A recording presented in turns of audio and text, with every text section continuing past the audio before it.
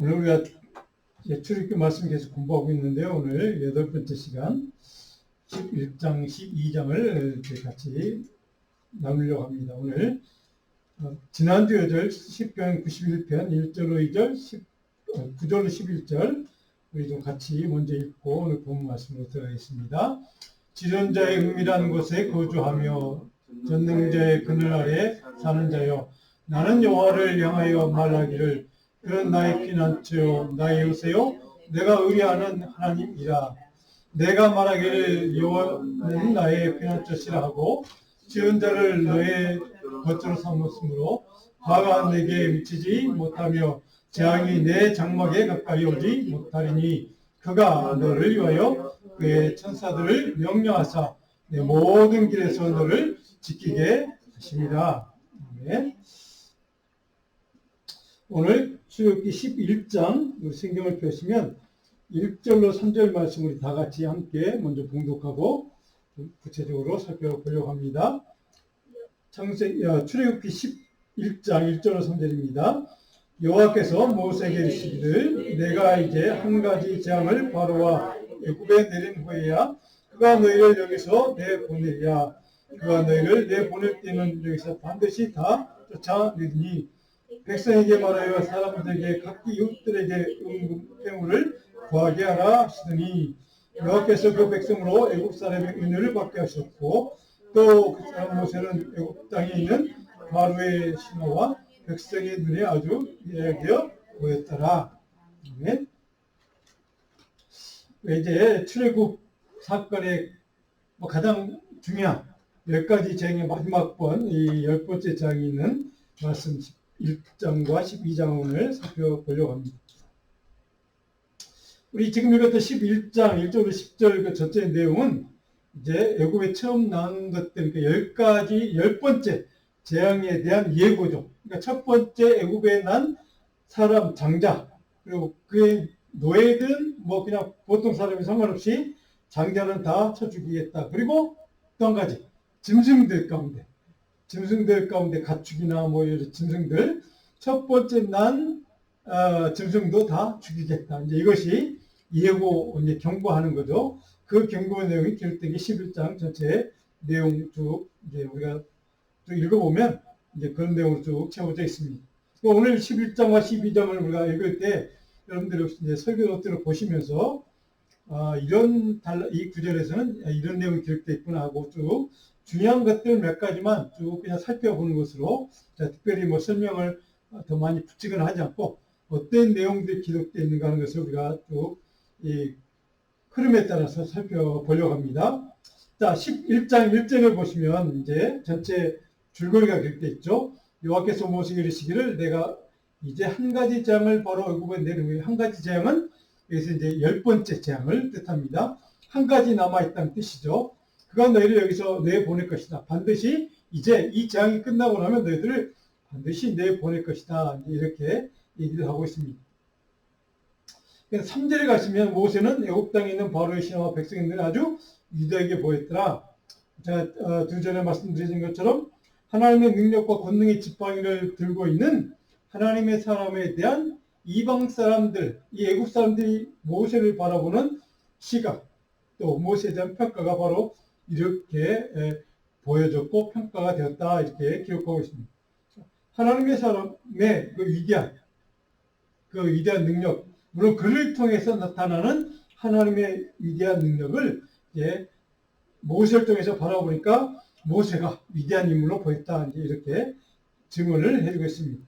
자, 그렇다면 이제 이 10번째 재앙의 진행 과정, 이제 어떤 계획을 갖고 이 사건이 10번째 재앙이 이루어지는가 하는 것을 이제 4절 이후에 쭉 설명되고 있습니다.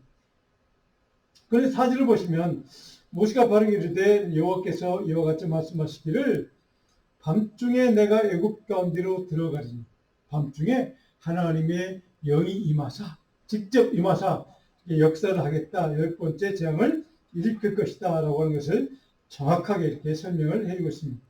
자, 그런데 여기서 밤중에 내가 하나님이 애굽 가운데 들어간다는 말은 도대체 무슨 뜻일까? 왜 이것을 여기서 기록하고 있을까?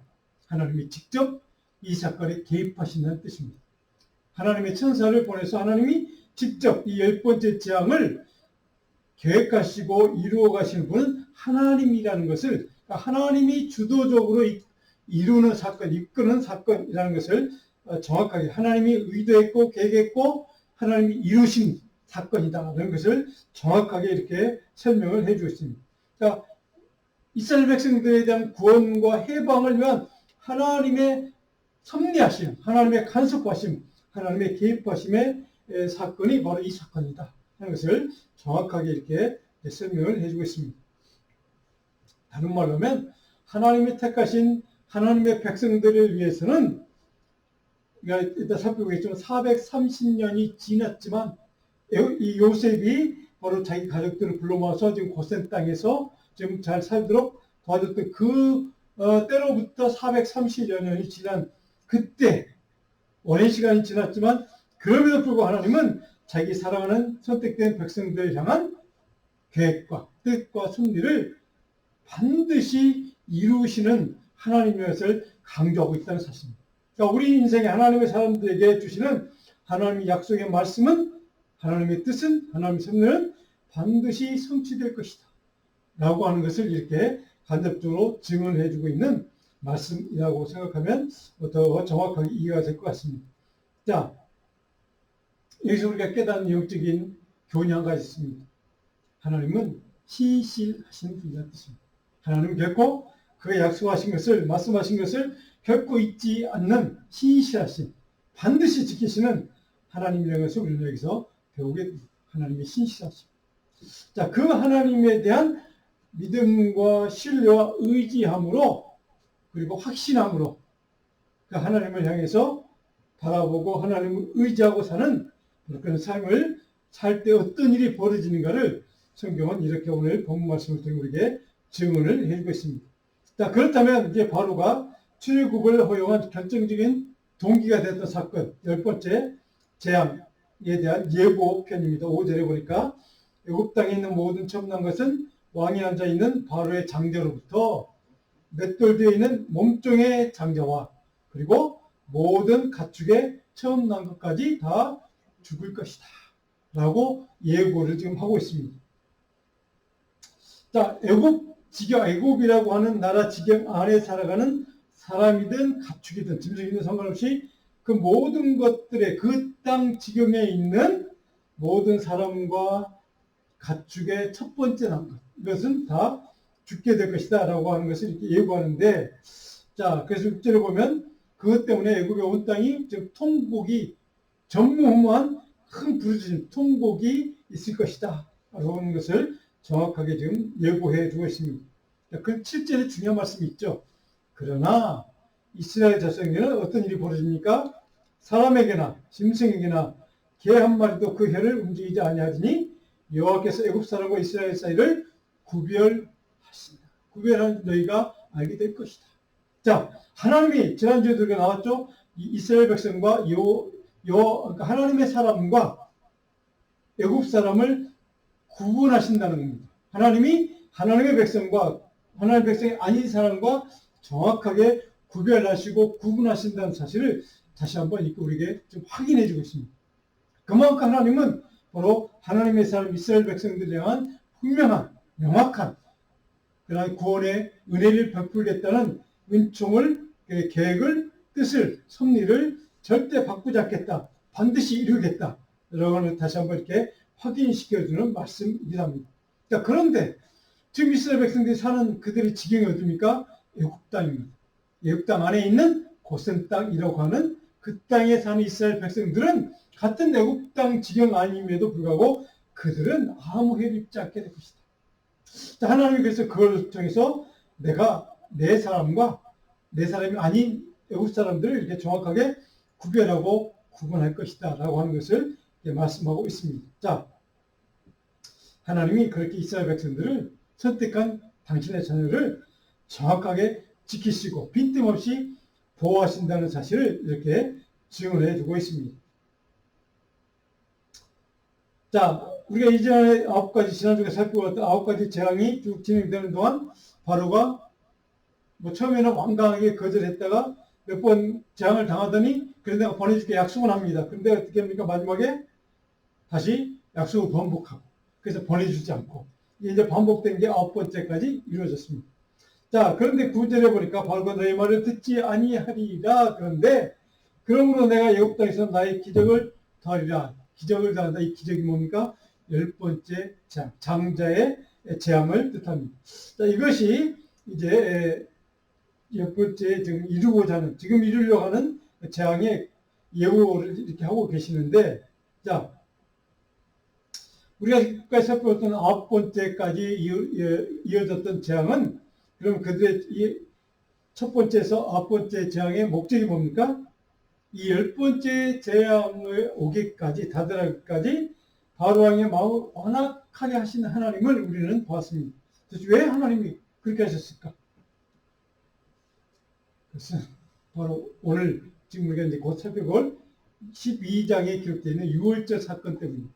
6월절 사건이 어떤 의미가 있고 하나님 그 사건을 왜 계획하시고 이루어시는가를 정확하게 설명하겠습니다. 그것이 또 오늘 예수 그리스도 사건까지 오늘 신약시대에 오늘 그 과정, 모든 과정, 역사의 그러한 과정 속에서 왜 그것이 중요한가를 우리에게 가르쳐주기 위한 영적인 의미가 무엇인지 그것을 쭉 그 가치를 설명해주는 바로 12장을 통해서 이것 때문이다 라고 하는 것을 그 9가지의 재앙에 통해서 바로왕을 마음을 완악하게 하신 하나님의 목적이 그것 때문이다 라는 것을 정확하게 설명해 주고 있습니다. 그래서 10번째 재앙에 대한 영적인 의미와 가치를 쭉 12장 한 장을 통해서 우리에게 자세하게 구체적으로 설명해 주는 것을 보게 됩니다. 자, 12장으로 넘어가면 12장 2절을 보시면 이 달을 너에게 달의 시작 곧 해 첫 달이 되게 하고 이렇게 됩니까? 해 첫 달. 그럼 3절에 보시면 이 달 열흘에 너희 각자가 어린 양을 취할지니 각 가족들로 그 10kg의 어린 양을 취하되 6월절을 좀 준비하는 과정이 지금 시작된 겁니다. 근데 그 과정이 시작된 것을 첫 달 시간을 정함으로 시작이 됩니다. 자, 잘 보십시오. 시간, 하나님의 사건, 하나님의 때가 이루어졌다는 것을 지금 의미하고 있습니다. 왜? 구체적인 그 사건이 이루어지는 시작의 시간을 먼저 설명하고 이 사건을 구체적으로 설명하실까? 이건 한 가지입니다. 하나님의 때가 됐다. 하나님의 때가 도래했다는 것을 좀 정확하게 구체적으로 바로 암시하기 위해서 이 달의 시작 곧 해 첫 달이 되게 될 것이다. 이제 앞으로 이 역사의 모든 그 달력 캘린더의 첫 달이 바로 이 사건을 통해 시작될 것이다. 라고 시간적인 중요성을 먼저 설명하고 이 사건에 대해서 이렇게 쭉 설명해 가고 있다는 사실을 여러분들 마음속에 기억했으면 좋겠습니다. 자, 5절을 보시면 12장 5절. 자, 희생 제물을 잡아야 되는 어떤 제물을 잡아야 될까? 두 가지 조건이 있습니다. 전제 조건입니다. 물론 어린 양이든 염소나 이제 두 가지 중에 하나 이제 택할 수 있는데 흠이 없고 그죠? 흠 없고 그리고 1년짜리 수컷. 자, 흠이 없는 것 중에 1년 된 수컷 양이나 염소 이것을 제물로 바쳐라 이런 조건입니다. 자, 여기서 우리가 이제 이것이 성경에 뭐 쭉 반복해서 기록되어 있습니다. 그래서 여러분들 이것을 아예 머릿속에 담아두시면 그런 제물로 쓰이는 그런 조건은 이런 것들이구나. 그래서 여러분들이 좀 기억해 주시면 좋을 것 같습니다. 자, 그렇다면 여러분 성경 어떻게 보시면 제가 이제 6월절이란 무엇인가 제가 이제 신학적인 중요한 것들만 쭉 요약해서 그냥 정리해 놓은 겁니다. 여러분들이 설교를 들어보시면 다 기록되어 있는 내용 제가 중요한 건 몇 가지만 같이 좀 언급하고 넘어가겠습니다. 자, 6월절 아마 여러분 다 들어보셨을 겁니다. 패스오브라고 하죠. 영어로 패스오브. 그래서 히브리 말에 패스라는 그 단어를 이제 영어로 이렇게 번역한 건데요. 이 말의 헬라어 단어, 신약시대 헬라어는 어떤 단어인가? 파사카랍니다. 그래서 파사크. 이게 이제 히브리 말과 이제 헬라 말이 이렇게 비슷하게 쓰여진데 이것은 영어로 패스오버 이렇게 번역이 되어 있다. 그래서 우리말로는 6월절, 한자어죠. 6월절 이렇게 이제 우리가 이제 보통 알고 있는 그 날입니다. 자, 이 6월절은 유대인들이 이집트 신왕국이라고 합니다. 애굽이라고 우리가 보통 얘기하는 애굽의 노예 생활 430년 동안 지속되었던 노예 생활에서 이제 해방이 된 사건. 그것을 기념하는 사건. 그 해방이 시작된 날. 이렇게 기념한다는 것을 여러분 기억해 주시면 좋겠고요. 자, 그럼 날짜는 제가 유대력으로 니산월, 아까 첫 번째 달이라고 했죠? 니산월 2월달입니다. 14일 날 밤에 시작된 사건입니다. 그래서 6월절 만찬은 바로 그 밤에 이루어지는 사건이 6월절 만찬 사건입니다. 자, 지금 달 그레고리 달력으로 하면 이제 지금으로 하면 3월달, 4월달 해당되는 그런 절기. 그래서 우리가 이제 보통 지금 부활절이 3월달, 4월달 아닙니까? 그렇죠? 그 부활절기가 지금 그때를 예수님 최후의 만찬 사건이 그때거든요. 그래서 3월달에 4월달에 이제 보통 우리가 지금 이 절기가 있었다. 그냥 이렇게 참고서만 알았으면 좋겠고요. 자, 구체적인 내용은 이따가 성경 본문 말씀에 기록되어 있기 때문에 그때 들어보고요. 자, 이 의미는 여러분 그냥 마음속에 기억하시면 좋을 것 같아요. 이렇게 이스라엘 백성들 관점에서 보면 하나님의 도움 때문에, 하나님의 구원의 은혜 때문에 그 10번째 재앙에서 구원받았다는 것을 기념하는 사건. 이제 그것을 이제 그렇게 그냥 기억해 주시면 그렇구나. 뭐 이렇게 이해하면 좋겠습니다. 자, 신약 성경에서 우리가 보면 6월절은 예수님의 최후의 만찬이 있었던 그 사건입니다. 그것이 6월절 만찬 사건이고 우리는 보통 그걸 최후의 만찬 이렇게 부르는 겁니다. 바로 그것이 6월절 만찬 사건입니다. 6월절을 지켰던 그 사건입니다. 자, 그렇다면 제가 설명할 때 보면 6월절과 연관된 이스라엘 백성들의 관습들이 무엇이나 뭐 6월절 만찬을 읽고 무교병을 지키고 무교절이라고 그러죠. 그 어떤 음식을 먹는지 뭐 이런 것들을 여러분들이 노트에 기억해 놨으니까 쭉 한번 읽어보시면 될 것 같습니다. 우리가 기억해야 될 게 한 가지 있습니다. 6월절에 연관된 우리 크리스찬 입장에서 잘못된 생각이 한 가지 있습니다. 많은 사람들이 오해하고 있는 생각. 그것은 그리스도인은 6월절을 꼭 지켜야 된다. 정말 그럴까? 이것이 이제 우리가 좀 생각해봐야 될 오해가 있다는 겁니다. 자, 많은 유대인들 출신의 크리스찬 가운데 우리 크리스찬, 이방인 출신의 크리스찬도 우리 같은 사람도 바로 6월절기를 지켜야 된다라고 주장했던 사람도 있었습니다. 초대교회 당시에. 그런 사람도 있는데 정말 그럴까? 아니라는 거죠. 왜? 예수님은 그 6월절 만찬 절기에 우리가 잘 아는 무슨 사건이 있습니까? 성찬식이 있죠. 성찬 예식. 그러니까 떡을 떼서 포도주를 마시고 떡을 떼서 먹고 하는 그런 6월절 그날 밤에 이뤘던 그 자리에서 예수님이 새로운 절기를 우리가 제정해 준 겁니다. 그것을 성찬 예식이라고 합니다. 그것을 예수님이 그것을 기념하라고 했잖아요. 그렇죠? 그래서 그것을 새로운 그런 6월 절기가 아닌 대체시켜 준 거죠. 예수님이 새로운 절기를 우리에게 제정을 해 주신 겁니다. 그래서 우리는 새로운 그런 주의 만찬이라고 합니다. 그 주의 만찬을 우리 지키는 겁니다. 우리는 그것을 성찬 예식으로 지키고 있죠. 그래서 우리는 우리 이방인 크리스찬들은 6월절기, 유대인이 지키는 6월절기를 굳이 지킬 필요가 없다. 뭐 이런 것을 여러분들이 상식적으로 좀 기억해 주시면 좋겠습니다. 그래서 주님의 만찬, 그 최후의 만찬은 6월절 어린아이신 예수 그리스도, 그분의 희생을 기념하는, 그래서 그분이 지정해 준 바로 주의 만찬을 우리는 지키는 거죠. 그래서 주의 만찬이 6월절기를 대치했다라고 생각하시면 아마 여러분들이 틀림없이 그런 의미구나 하는 것을 이해할 수가 있을 것 같습니다. 근데 왜 우리가 이것을 좀 우리가 상식적으로 알아두는 게 중요하냐면 6월절기는 이스라엘 백성들을 위한 하나님의 구원 사건, 해방 사건이죠. 그렇죠? 근데 예수님의 십자가의 이 성찬 예식을 제정해 주시고 십자가 사건을 통해서 예수님이 이루었던 사건은 누구를 구원하는 사건입니까? 모든 인류를. 그렇죠? 얘기 차이가 있습니다. 모든 인류를 구원하는 구원의 능력의 사건. 그렇죠? 하지만 6월절기, 이스라엘 백성들의 유대인의 6월절기는 이스라엘 백성들만을 위한 6월절 사건. 이런 의미에서 이제 그래서 예수님의 온 인류를 구하는 사건을 확장시켰다는 거죠. 그 유월절 사건을. 그런 의미에서 차이가 있다 하는 것을 그냥 상식적으로 이해해 주시면 좋을 것 같습니다.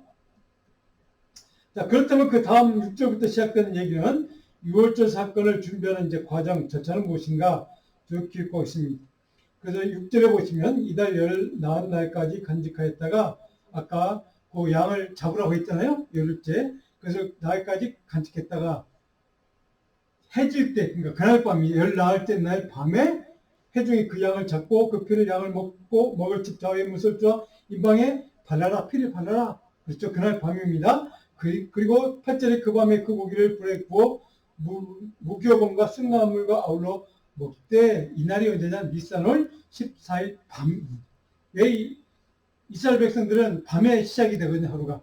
밤 오후에 해 질 무렵부터 그때 이제 시간이 이제 그렇게 계산이 되기 때문에 그래서 니산월 14일 밤에 이제 그 사건이 있었구나. 15일이라고 많은 분들이 이렇게 착각하는 어떤 목사님들 소개하실 때 보면 보통 15일이라고 설명하는 분들도 많이 있습니다. 그러니까 정확하게 니산월 14일 밤에 이 사건이 일어났고 그 밤에 유월절 사건이 일어났다. 그리고 그 밤에 무교와 함께 쓴나물과 그 음식을 먹었다. 여러분들이 14일 밤 이것을 기억해 주시면 좋을 것 같고요.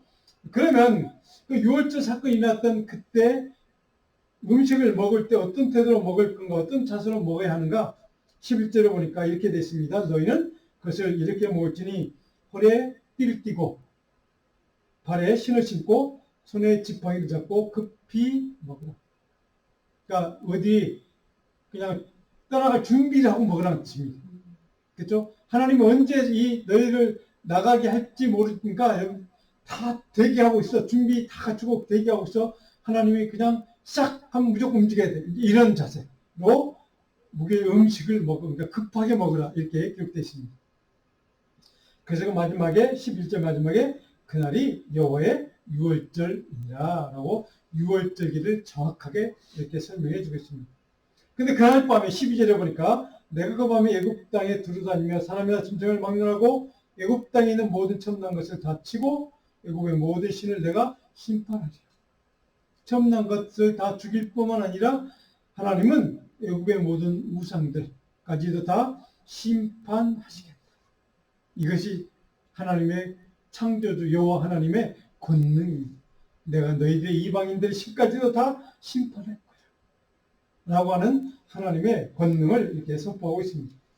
자, 13절 보시면 내가 애굽 땅을 칠 때 그 피가 내게 사는 집에 있어서 너희를 위하여 표적이 될지라. 피를 발라놓은 것이 표적이 되어서 피를 볼 때 너희를 넘어가리. 여기 유월절이라는 의미가 바로 여기 있습니다.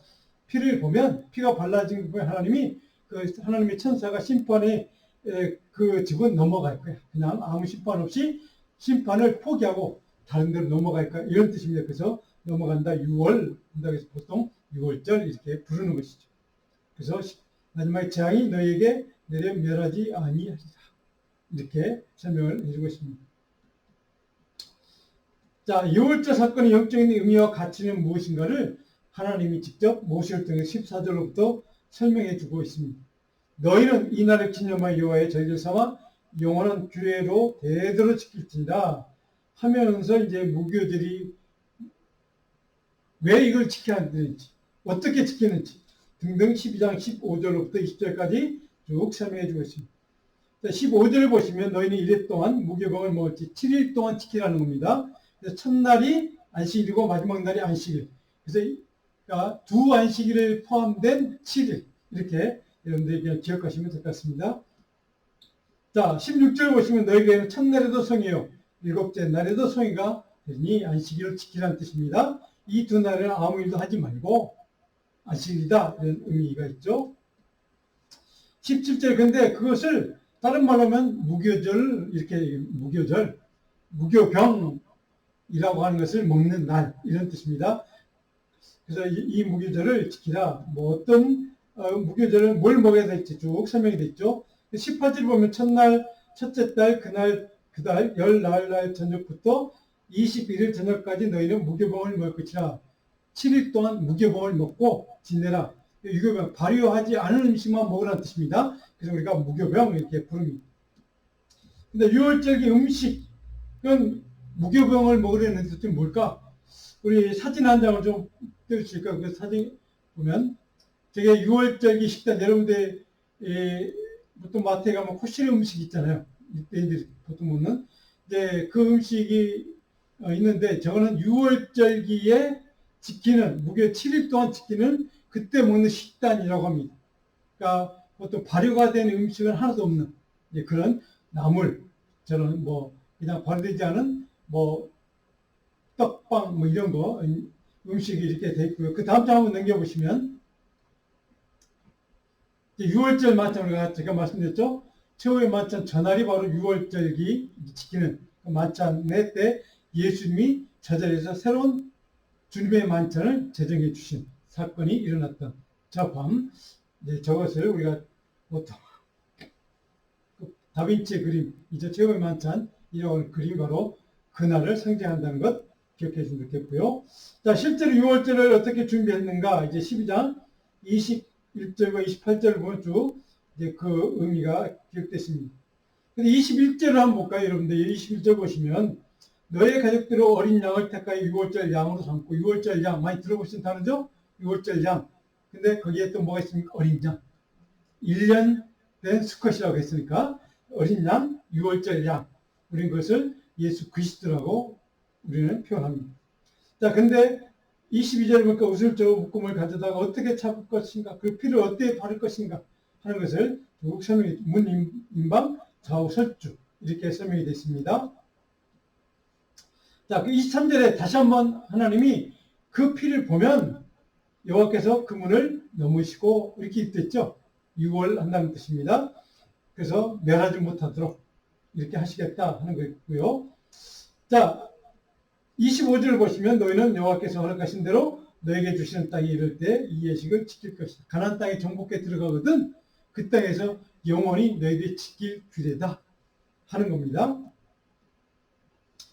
자, 근데 26절에 지금도 유대인들은 이것을 똑같이 자녀들에게 이 안식, 6월절 지킬 때 꼭 물어본, 지금도 한다고. 그러니까 반복적으로 아이들에게 묻고 아이들도 답하고 뭐 이렇게 한다고 합니다. 20절을 보시면 이후에 너희의 자녀가 묻기를 이 예식 무슨 뜻이냐 하거든 그 의미를 이렇게 가르쳐줘라. 지금도 지키고 있는 유대인들이 대부분이라고 합니다. 그래서 27절에 자녀들에게 이 6월절의 사건이 무슨 의미가 있는지 그 영적인 의미를 이렇게 설명해 줘. 이 얘기입니다. 우리 27절 같이 한번 읽어볼까요?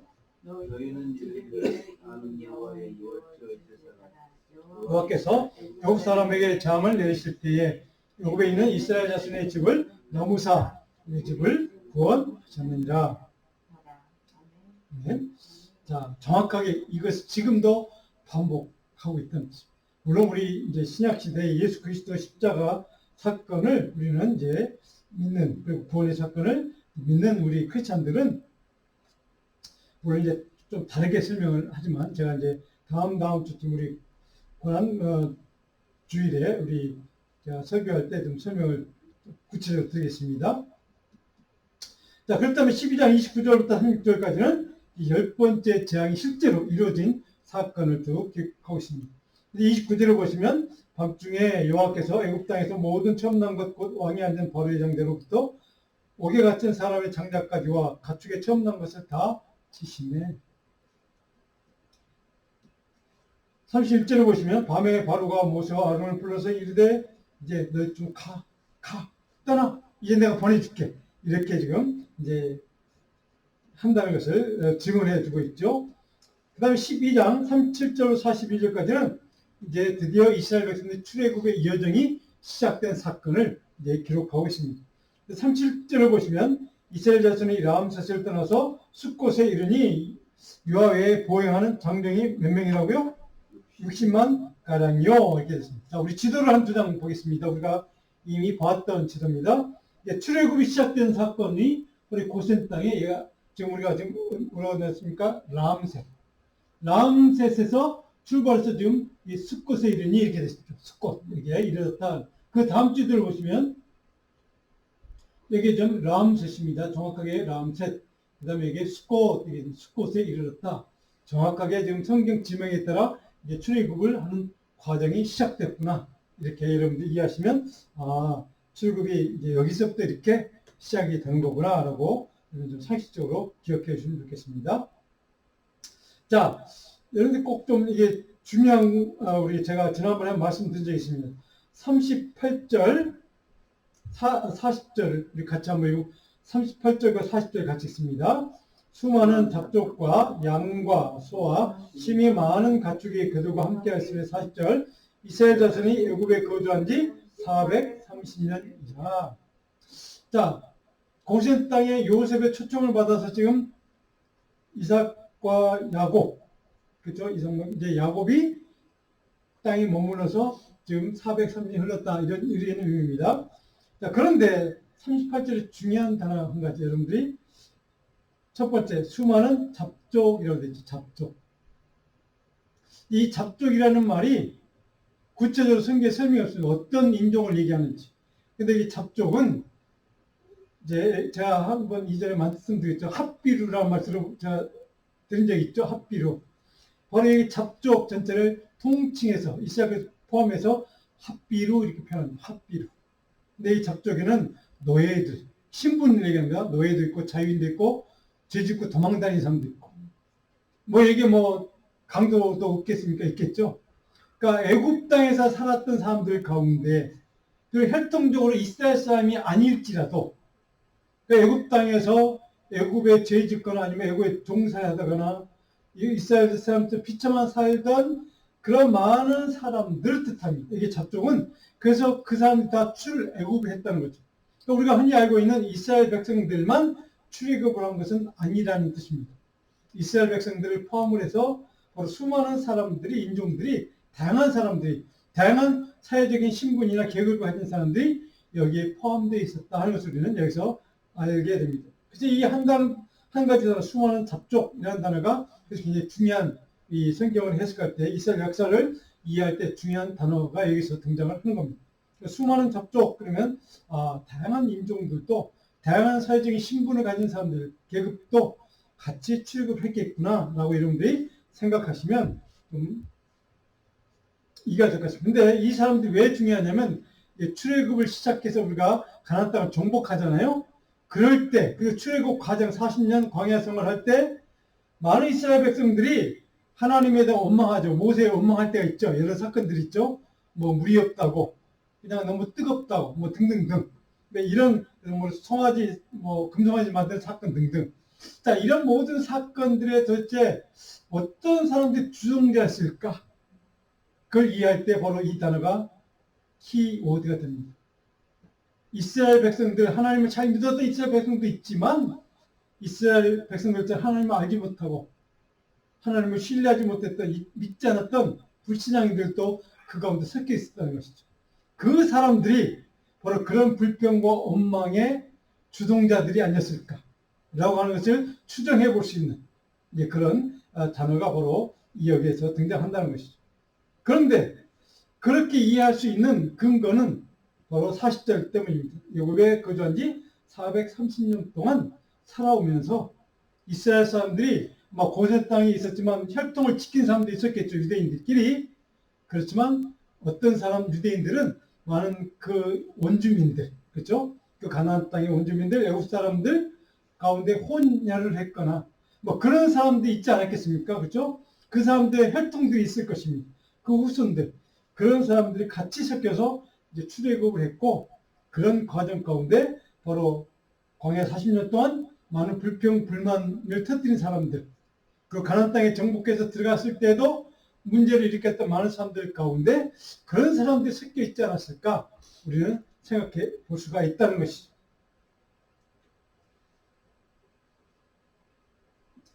자, 그런 의미에서 여러분들 쭉 그 성경을 읽을 때 그렇게 그런 내용이 있구나, 그런 역사가 있구나 하는 것을 그냥 이해하시고 넘어가면 좋겠습니다. 42절. 자, 오늘 본문 전체 핵심 키워드입니다. 42절. 이 밤은 마지막에 이는 여호와의 밤입니다. 이 단어가 굉장히 중요한 의미를 갖고 있는 단어입니다. 6월절 사건 전체는 10가지 재앙을 일으켰던 그 모든 재앙들의 배후의 근본, 그 사건의 주권자, 그 사건을 계획하고 일으켰던, 섭리하셨던 그 주권자가 누구라고요? 하나님이라는 사실입니다. 하나님의 뜻과 하나님의 계획과 하나님의 섭리였다는 사실을 이 한 단을 들으면 여기서 다 이해할 수 있습니다. 그 모든 사건은, 그 배후의 역사였던 분은 하나님이라는 뜻입니다. 하나님의 주권 아래서, 하나님의 섭리 아래서 이루어진 사건들이라는 뜻입니다. 그래서 12장 마지막 43절 51절까지는 이제 6월절에 지켜야 될 규례에 대한 명령이 쭉 기록되어 있습니다. 자, 그 모든 사건의 배후가 주권자가 누구라고요? 주동자가 하나님이라는 뜻입니다. 하나님의 사건이었고, 하나님의 일이었고, 하나님의 역사였다는 사실입니다. 자, 그런 의미에서 출애굽의 40년 동안 광야의 40년도 물론 하나님의 역사였음을 우리는 이제 깨닫게 됩니다. 그래서 민수기 14장 14절 여러분 설교 때 보시면 자, 묵상 요절 이렇게 해서 아마 기록해 놓은 거 아마 있을 겁니다. 우리 같이 한번 읽고 마무리하려고 합니다. 민수기 14장 14절 주 여호와께서 이 백성 중에 계심을 그들도 들었으니 곧 주 여호와께서 대면하여 보이시며 주의 구름이 그들 앞에 있었으며 주께서 낮에는 구름 기둥 가운데서 밤에는 불기둥 가운데서 그들 앞에서 하시는 것이니라. 다음에 백성 중에 계신 하나님, 이 사건들 10가지 재앙들 모든 과정마다 섭리하셨던, 역사하셨던 그 배우 계시는 하나님, 그 하나님이 이스라엘 백성들 광야 40년 동안 그들을 불기둥과 구름기둥으로 인도하셨던 그 하나님, 그 하나님이 오늘 저와 여러분의 삶에도 동일하게 역사하실 줄 믿습니다. 그 하나님이 저와 여러분의 하나님인 것을 믿고 이 40년을 지나면서 하나님 내 삶에, 내 가정에 불기둥, 구름기둥도 역사했던 그 하나님이 오늘 내 가정에도 내 자녀들에도 동일하게 역사하여 주옵소서. 그 하나님을 내가 믿고 신뢰합니다. 라는 믿음으로 이 사순절기를 그런 간증과 고백으로 지났으면 좋겠습니다. 오늘 이 말씀을 여러분 집에서 천천히 11장, 12장 읽어보시면서 바로 이 하나님, 이스라엘 백성들의 모든 이 장 과정 가운데 역사했던 그 하나님이 바로 오늘 내 삶에도 역사하시는 하나님, 동일하신 하나님인 것을 믿고 감사하고 그 하나님만 의지하는 믿음의 결단으로 기도할 수 있기를 바랍니다. 기도하겠습니다.